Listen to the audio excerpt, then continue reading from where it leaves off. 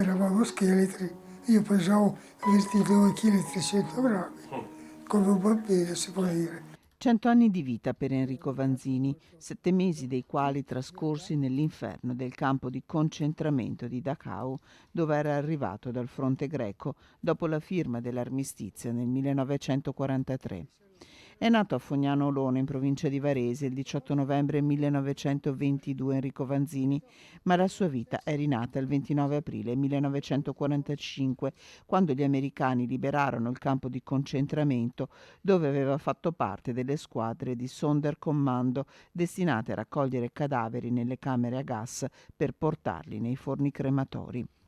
Un'esperienza che lo ha segnato e che, tornato a casa, una lunga vita trascorsa a Cittadella, non è riuscito a raccontare a nessuno fino al 2005, 60 anni dopo. Indelebili alcuni ricordi di quei 7 mesi, come quello del tozzo di pane costato la vita a un'anziana che aveva la sola colpa di essersi impietosita nei suoi confronti. Quel pezzo di pane l'ho tenuto fin quando sono venuti gli americani, ma sono portato a casa.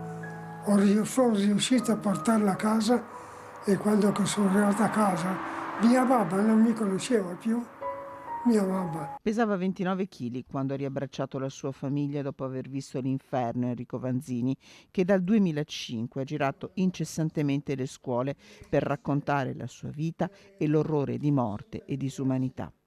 Tutta Cittadella si unisce alla festa per il suo secolo di vita e noi con loro lo ringraziamo per avere trovato la forza, con le sue parole, di lottare per non dimenticare, perché quello che gli è accaduto a nessuno al mondo accada mai più.